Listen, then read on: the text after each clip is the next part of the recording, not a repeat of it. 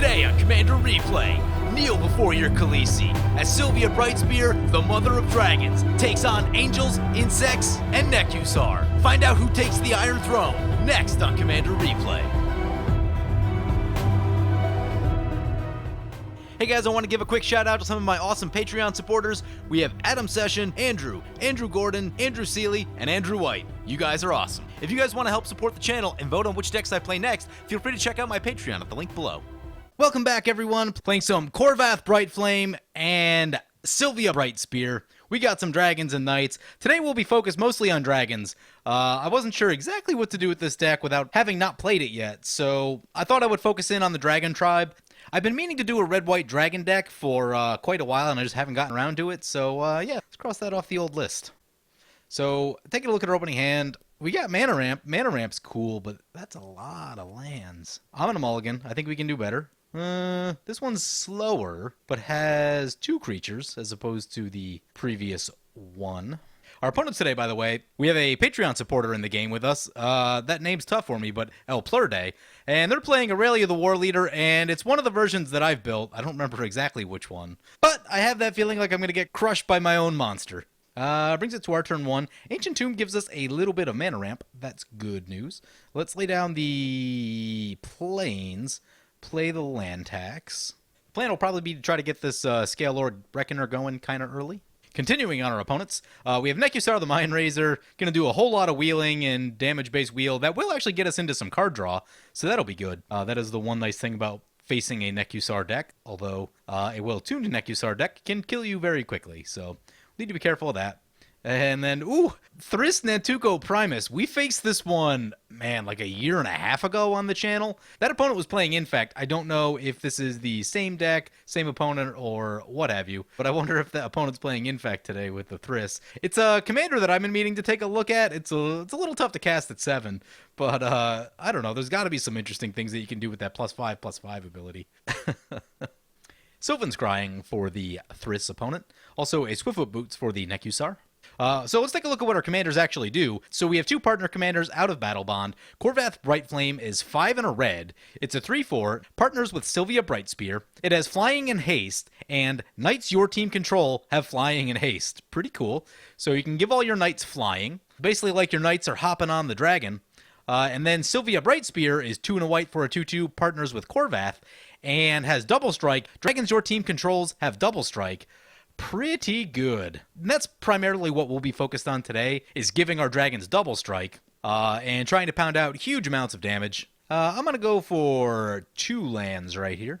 Don't want to burn too many. We do have a Sword of the Animist in the deck, which may become a thing at some point. We draw into a Brave the Sands, so I guess we'll play the Cliff Drop Retreat, play the Brave the Sands, and we will pass the turn like that. Luckily, I didn't spend too long putting the mana base together in this deck, so it has a few more basics than I normally run in most of my decks these days, so we can land tax a little bit more and Sword of the Animist a little bit more than I typically do. I was playing the Angel Reanimator at the shop last weekend, and so I needed to get rid of a Ghostly Prison that kept me from being able to kill one player, and a Platinum Angel that was keeping another player alive at negative life, and I played a Devout Witness, which is a creature that can tap to kill either of those, and it got countered on the stack, and then I was going to try to reanimate it with a Maria Shepherd, and then, because I had Sword of the Animist to play, and then the sad realization that I had run out of planes in my library was not great. Eventually ended up losing that game. Could have piloted my own deck better, though. I missed an interaction that would have found the much-needed board wipe. Also, I had Avacyn out, so I could have wiped the board for days and been fine, but anyway. We'll go for 1 right here. We draw a Dragon's Horde. Play a Plains. Play the Dragon's Horde. And pass the turn. Aurelia last turn laid down a Duelist Heritage, by the way. Pretty good in an Aurelia deck, as we may have found out in the past. Pretty much a staple of, like, most of the decks that I build. Duelist Heritage is a really good card. I still think it's underplayed for what it does. I mean, it's when any creature attacks, you can choose to give it double strike. If you get into one of those situations where everyone's ganging up against one player because they have something crazy going on, double striking something that's attacking the player that you want to be attacked can be a really good thing. Aurelia opponent says they're in France, it's 2 a.m., and they're a little bit drunk, so they may misplay. Doing things right. The Thriss opponent says they haven't played in about 12 months, so a lot of cards are new to me. I wonder if that is the same person we faced. Skylasher. This can't be countered. Reach, protection from blue. Cool. Anti-blue card. I can get down with that. Ooh, hey, a Torpor Orb for the Nekusar. So, fun's over right there. Luckily, we don't have too many ETB creatures in this deck. We do have a Lathliss, so that obviously won't trigger. I believe that's an enter the battlefield, not a cast, right? I'd have to look. But as long as it's an enter the battlefield, that will not trigger. If it's cast, it's all right. But I believe that's also going to prevent this Dragon's Horde from triggering. Creatures entering the battlefield don't cause... Yeah. So I don't think we'll be able to get the gold counter on the Dragon's Horde. There's a Gaia's Cradle for the Thriss opponent, so they'll probably be off to the races. Skylasher coming into us. Gonna put the Duelist Heritage on it. See if they double strike it. Doesn't look like they did. Nope, I would have double striked it. Basically, if you're attacking anyone that's not me, I will double strike your creature. Unless you're attacking someone that I really need to stay alive for one reason or another. But yeah, 9 times out of 10, I'm gonna double strike anything that's not attacking me. I will grab a mountain. Let's go for 2 right here. And hey, we draw a dragon. All right, dragons are sweet. Let's go for the 1, 2, 3, 4, 6. We can get up to 6 mana this turn if we play the Ancient Tomb. We need to think about wheel effects. We are facing a Nekusar deck, so let's get the Ancient Tomb down, and then just for the sake of being mana efficient, we'll play the Mordant Dragon. And I tapped incorrectly. Oh, it's triple red. Never mind, we don't have enough to pay for triple red. So we'll go for the Scale Lord Reckoner. Yep, Dragon's Horde does not trigger, sadly, and we'll discard a mountain. In that case, I'm actually going to be careful with the land tax, because we don't want to get wheeled if we have like all of our basic lands in our hand. That won't be great. So I'm actually going to cool it a little bit, I think, on the land tax. Again, also want to leave some things in there in case we run into Sword of the Animist. Also, Solemn Simulacrum in our deck. There's a Thran Dynamo, so Aurelia getting their mana ramp in. Next turn, I have a feeling there's going to be some double striking angels. Anvil of Bogarden for our opponent, so we can loot away some of our lands right there. That's cool. Killer Bees! Is this Insect Tribal? Oh, it's Insect Tribal. Nice. Opponents on the Insect Tribal plan. Love it. And Thawing Glaciers is going to return to the hand. I mean, it wouldn't be unrealistic for them to just slam a Coat of Arms and we get run over. We'll definitely want to have some dragons in play before that happens, but... Oh, yeah. Since I have a pretty good idea what's going to be going on this Aurelia deck, attacking Aurelia is probably a good idea. You guys don't even know, like, you've only seen a handful of the games of Aurelia I've played. I've played, like, I don't know, several hundred games with Aurelia, and my ability to come from behind and do some crazy stuff with that deck is... You guys just wouldn't believe some of the stories if I told them to you. Anyway, so we draw into a Ryusi the Falling Star and an Urza's Incubator. Cool. So right here, I will discard a Plains. Looks like we're a little shorthanded on red mana, so play the Mountain. And I think we can actually go Urza's Incubator and Mordant Dragon all in the same turn. So that sounds kind of fun. So get the Urza's Incubator. We'll be choosing Dragons. Play the Mordant Dragon. We're going to swing into the Nekusar opponent. Let's see if opponent wants to give us Double Strike. Oh wow. Duelist Heritage targets the Scale Lord Reckoner? So we can blow up their stuff? Wow. That's insane. Sorry, friend. Wow, that's nasty. I've never seen that interaction before. If you only attack with a Scale Lord Reckoner, it has to be chosen as a target.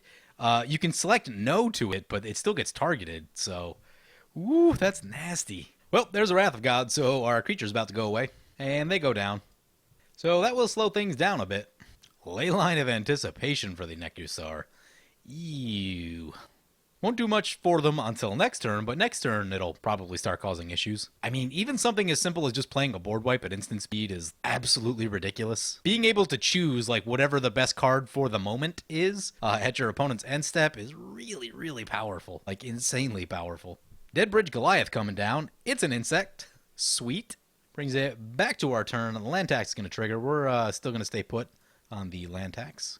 Draw a Windswept Heath. Meh. And a Glorybringer. Glorybringer is cool. And we will discard a... I'm going to go with the Plains. It's going to be real tough to get Ameria online after doing that, but is what it is. Check on our mana situation.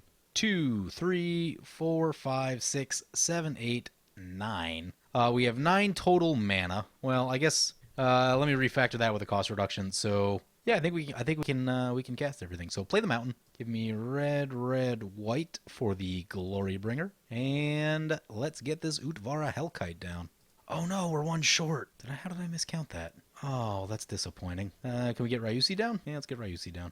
Gonna swing into the Nekusar opponent, because attacking Nekusar, usually a pretty good idea. No exert. Duelist Heritage. Let's see if they give it double strike. They do. Excellent. So, Glorybringer are gonna get in for 8 damage. I'm gonna go whap on the Nekusar. They go down to 27. And next turn we are poised to do some real damage. Basically, we just need to cast Sylvia Bright Spear. She's going to hop on one of the dragons, and then they're all going to have double strike, and we're going to ride into battle on their dragons, swinging swords and axes everywhere, while the dragons rain down fire from above. Opponent said it was a misclick on the double strike. Somehow I doubt that, but... Ideally, I'd like to draw into one of our board wipe protection cards next turn. That would be super sweet. Just because I want to lay down this Utvara Hellkite, and I would really like to protect that thing before laying that down. That is one of the heavy hitters in this deck.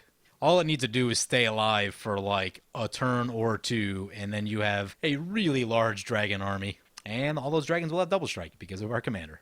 There's this Incubator coming down. Ooh, okay, opponent's on Angel Tribal. I believe they're on my old paper version of the list. I don't actually remember what's in that one. I made a lot of like small but incrementally good changes since that list, so it's a little bit outdated. I need to actually go through my tapped out and clean up all of my Aurelia lists because there's some that are just outdated, kind of old. I have a lot of them, so that could potentially be confusing for people to look at, including myself. Aurelia gonna swing into the Insect opponent. Gonna go double striking. Insect opponent says they might have an Incubator as well. Actually, 3 tribal decks in this game, so Nekusar brought the wrong deck to the party. We have Insect Tribal, Dragon, and Knight Tribal, mostly dragons in our case, and Angel Tribal. Aurelia going to swing into the Nekusar. That's going to put Nekusar down to 21, and funny enough, if we double strike our dragons, we have 18 damage on the Nekusar. We could just do the old take them right out of the game. Granted, they will be able to leave everything up at instant speed for Leyline, though it seems they are tapping their mana right now. That's not what... Oh, it's a damnation. All right. So more dragons going down, and Ryusi's going to trigger. No creatures left for it to hit. Got a pretty good graveyard full of dragons going at this point. And, man, I wish that Torpor Orb's killing us because we could be drawing cards with the Dragon's Horde, which is starting to become kind of relevant since the board has been wiped twice, and... Now we're starting to run low on creatures. Though we still have access to our commanders who we haven't played at all yet, so I'm sure we'll be seeing them sooner or later. Whenever it becomes blocked, you may destroy target artifact or enchantment defending player controls. I ain't blocking that thing. Got my vault of artifacts and enchantments. We don't want anything to happen to those. Could be tough though if Aurelia opponent decides to double strike it. So back to our turn. Land tax is going to trigger. I'm actually going to grab a couple this time because we're going to be doing some looting anyway. Ooh, getting low. We'll go 2. Again, still leaving some in there in case of a wheel, in case of Sword of the Animist. There's a Selfless Spirit. Well, where was that? Oh, we needed that so long ago. There's a Deafening Clarion. That could be cool. I think right here, let's discard the Plains. I'm going to play the Windswept Heath so that we can eventually get Mistveil Plains when the timing is right. I am going to lay down the Utvara Hellkite. So now comes the Utvara. Happy to draw into the Selfless Spirit. Going to play the Selfless Spirit. I'm going to crack the Windswept Heath. Get the Mistveil Plains, and pass turn like that. Deafening Clarion will be helpful against this Nekusar as long as we can keep a couple creatures in play. Since Nekusar does care a lot about doing damage to everyone, we can gain a lot of life back with the Deafening Clarion. Ooh, opponent has their Emeria. Plains count 1. Plains count is currently 1, so long ways away from that Emeria. We'll probably need Sword of the Animist or a Sun Titan if they want any reasonable chance getting to 7 plains in this game. And even then, the game will have to go pretty long for that to happen. Although Aurelia's Sword of the Animist could get there pretty quickly. That'd be, what, 3 turns? Yeah. They could be there on turn 11, if that were the case. Actually faster if they make land drops that are plains also. That's a Retachroma. Retachroma's pretty good. Opponent's going to get to scry. We do have a lot of red creatures, fortunately, so we can block the Retachroma. I'm used to playing like Aurelia Red White Angels where almost every creature in that deck is white, and if someone else has a Retachroma, you're in really big trouble. So frustrating that the red one does not have haste. I would easily trade in one ability somewhere in that thing to give that thing haste. Particularly the Morph ability. That one's not the most helpful. Either way, we should get a pretty good aerial battle starting very soon. I would like to see something that gives our stuff haste. Khorvath has haste. That's cool, right? Metallic Mimic coming down. And Nantuko Mentor. Target creature gets +X/+X, where X is that creature's power. Yeah. If you have the commander down and you're giving something +5/+5 and then doubling it up, that can make some pretty big creatures. That's a Perilous Vault. Exile all non-land permanents. Yee. We're kind of low on cards in hand, so that would not be great for us. Land tax is going to trigger again. Use the land tax. We'll get one. Yeah, we'll get one. There's a Sunscorch Regent and an Enlightened Tutor. Discard a mountain for sure. Play a mountain. Kind of scary casting anything into the Perilous Vault. We could attack them for quite a bit if we wanted to. I need to check my deck list real quick. I need to see what that Enlightened Tutor can get. Gratuitous Violence is a card. That would give us 24 with the double strike. Sunforger is also a card. Sunforger Teferi's Protection. That seems good. Yeah, Sunforger's probably where we want to be. We don't have any card draws this turn. So I think we play Khorvath, play Sylvia. That's 12, that's 22. We do have a lethal on the Nekusar. So let's jump on the dragons and start flying into battle. Make sure there's no reach over here. I'm not super familiar with these creatures. Doesn't look like any reach. Pull the Selfless Spirit. That'll be 12. That'll be 22. Okay. And send in the Selfless Spirit over to the insect opponent. We'll get 2 Udvara Hellkite triggers. Now they're probably going to use the Perilous Vault. We're in a great position right now, but I'm feeling like we're not going to be in a great position when it comes back to our turn. Opponent's going to Diabolic Tutor. 2-mana mode on Cyclonic Rift, maybe. Our friend thinking along the same lines. Oh, this is going to work out good. So opponent's going to bounce our Udvara Hellkite, which puts it back in our hand, which means when opponent tries to Perilous Vault, that our Udvara Hellkite is going to be saved. Now, this will keep our opponent alive, up to the angel opponent probably if they want to kill them. So that actually works out really, really well. Opponent just took us out of harm's way of the Perilous Vault. Sweet. Still takes a pretty big hit and goes down to 9, though. Before I forget, I'm going to Mistveil Plains our Glory Bringer back to the bottom of our deck. And then we'll pass the turn. Question is, what does everyone do against the Perilous Vault? It's a tough place to be. There's probably a pretty good chance that Aurelia deck does not have Teferi's Protection in it. I don't know the last time that I've updated that particular deck list. I had my old actual paper version of the deck that I ran, and then I started switching to the digital one. They're both very, very similar. There's only a couple cards that are different, but can't remember if Teferi's Protection's in there. Anyway, they're going to play the Mask of Memory, suit the Mask of Memory up to the Acroma, and going to go attacking into the Nekusar. It can't be double striked because red Acroma has protection from white, so Duelist Heritage cannot target it. But if they want to, they could pump up the Acroma and kill that opponent. Looks like they've decided not to do that. Puts them at 3, and they'll get the Mask of the Memory trigger. Such good card draw. Opponent missed the pro-white part of red Acroma. Looks like they discard a Solemn Simulacrum. I would have played the Solemn Simulacrum personally. How they get all this stuff in their graveyard? I don't think anything's been wheeled. Interesting. They get milled by some... Oh, Anvil of Bogarden, right. That's a Sunforger. Oh, you should hold on to that. That's going to get swept away in the Perilous Vault, and you're going to be so sad. Anvil of Bogarden is going to trigger for the Nekusar opponent. Discards a Gilded Lotus. Geth's Grimoire. Whenever opponent discards a card, you may draw a card. Eee. Don't think they have enough mana left to use it this turn, but that can do some ridiculous stuff when the wheel effects start coming down. Opponent passes with 2 open mana. Opponent going to cast their Garruk Wildspeaker. It's going to untap some lands with Garruk. Cool little trick with the Thawing Glaciers when they did that. Also with a Gaia's Cradle, they can generate a lot of mana. The good news for us is that they have only 1 card in hand, so that's the saving grace. Opponent going to swing into the Nekusar opponent. Duelist Heritage will trigger. So Nekusar goes down. Torpor Orb, yep. Torpor Orb's been not great for us. The question I have is, do I think opponent will respond to a Sunforger with the Perilous Vault? The answer is, if they are awake, yes. But now that we're not in any danger of really getting wheeled, well, the Angel deck has some wheels. I guess wheels are still a thing. Okay, so opponent's going to go with the Perilous Vault right now. So we're going to use the Dragon's Horde, Enlightened Tutor. We'll have 9 mana, 10 when we make our land drop. The question is, what will we need? Sunforger's probably still the best thing, because that'll give us damage and protect us from other nonsense. Yeah, so I think it's still going to be Sunforger. We're going to sacrifice the Selfless Spirit. Not that it'll do much, but it'll prevent itself from being exiled, so that's exciting. I'm not sure why opponent played the Garrick into the Perilous Vault. Nope, no Teferis, so all non-land permanents getting exiled. They all go away. Insect opponent is actually ahead in terms of what they can do mana-wise. That Gaia's Cradle starts making lands very quickly. Looks like 7 lands in play. Yeah, that's some stuff. So Player Mountain. Kind of wish I grabbed a couple more with that last land tax trigger, but what can you do? 6, 7, 8, 9, 10. I want to get the Sunscorch Region down right here because opponents have nothing in play, so they'll obviously be trying to cast a lot of stuff. So it'll get a lot of counters on it, and we'll gain some life back. Those seem like good plans. We'll play the Sunforger unprotected. Makes me sad. But now that the board wipe's gone, people are low on cards. Should be okay.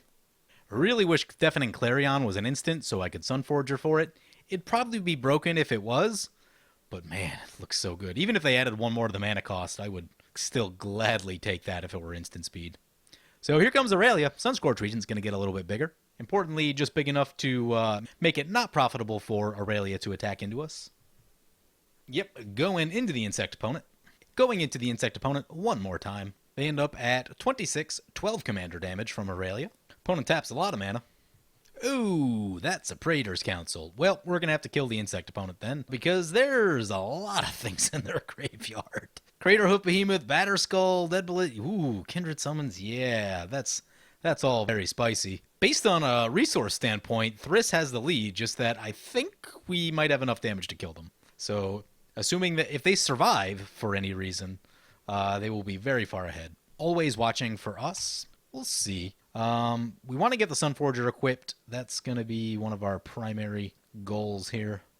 It's 10. It's going to be a little bit short. Aurelia can finish it based on that. So play Sylvia.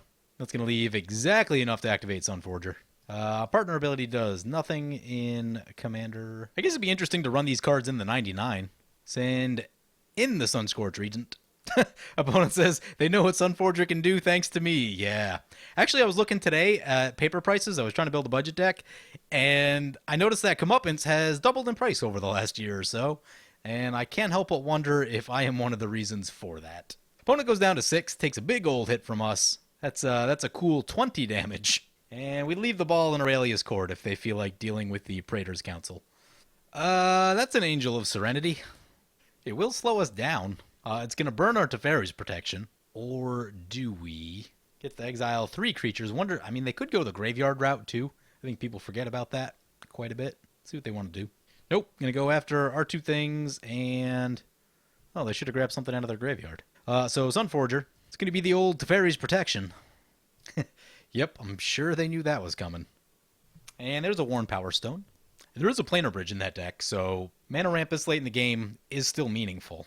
Aurelia swinging into the insect opponent. Goes down to 3. Question is whether they think they can take us. Looks like they're interested in finding out. So, swinging again into the insect opponent, and I agree with that. Yeah, I mean, I agree with that. The insect opponent just drew way too many cards.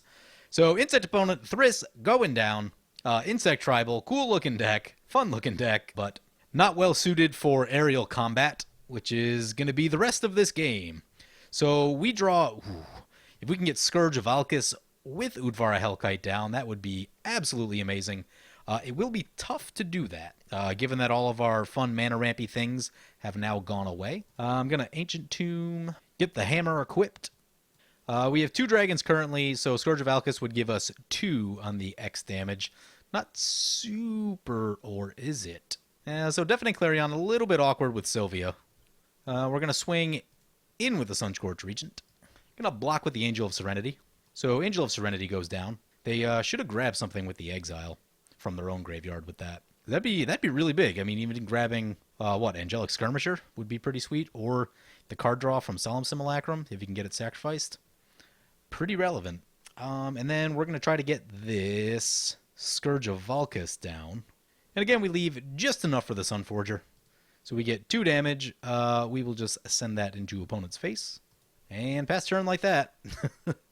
Just gonna stay on the old Sunforger plan. I always feel much worse, though, after using the Teferi's protection and knowing that it's not there. That feels like a huge safety net is gone. We still have Boros Charm, but yeah.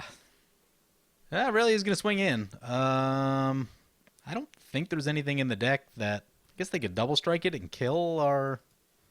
Yeah, we'll take to be safe. Don't want to lose our Scourge of Alcus. That thing can do so much work. Opponent's also going to have to figure out how to deal with our Sunscourge region, because it is huge. So gets us for 3, coming back in. Day of Judgment. That's going to be the old Boros Charm. So Boros Charm, indestructible. Opponent says GG. Yeah, that's probably going to do it for them. Yep, they scoop it up right there. So when it comes back to our turn, we have a bunch of huge double striking dragons. So yeah, Sylvia Bright Spear and Khorvath Bright Flame getting there against Angel Tribal, Insect Tribal, and Nekusar. Let's go take a little peek at the deck. So apparently the idea of just playing a bunch of mana ramp and playing a bunch of red dragons, mostly red dragons, a couple white ones and one colorless one, seems pretty good. Just keep slamming heavy hitters. One thing I would like, they haven't printed a great mass white reanimation spell yet. Martial's Anthem is about the only real one that I'm aware of, and it's so expensive to use. But it might be worth an include in this deck because we saw what a couple board wipes can do. We had a graveyard full of dragons that we knew we couldn't get back, so that was disappointing. Potentially something like a Sword of Light and Shadow would also be actually, Light and Shadow would be pretty reasonable because double strike, so you could get them back 2 at a time. That might be something worth adding to this deck, or going the Martial's Anthem route if that's a card that you like. It's tough to say. I don't know. Maybe, yeah, but maybe it is worth Light and Shadow in there. Deafening Clarion, a little bit awkward with Sylvia. It's really good if you have like a super aggro opponent, if you have like a Krenko or a... who's the blue-green one there? Edric. Something like that. It's going to be really helpful against that stuff, but also helpful if you just need lifelink. I was getting to a point in that game where our life total is getting into the 20s, so I was thinking about starting to use that lifelink ability on there, but also waiting just to see if we could get value on the 3 damage. But yeah, so fun little deck. Basically just ramp our way into dragons and play Sylvia Bright Spear, then they all get double strike, and then they do tons and tons of damage. So that's the deck. Hope you guys enjoyed the video. As always, feel free to comment, like, or subscribe. Thank you for watching.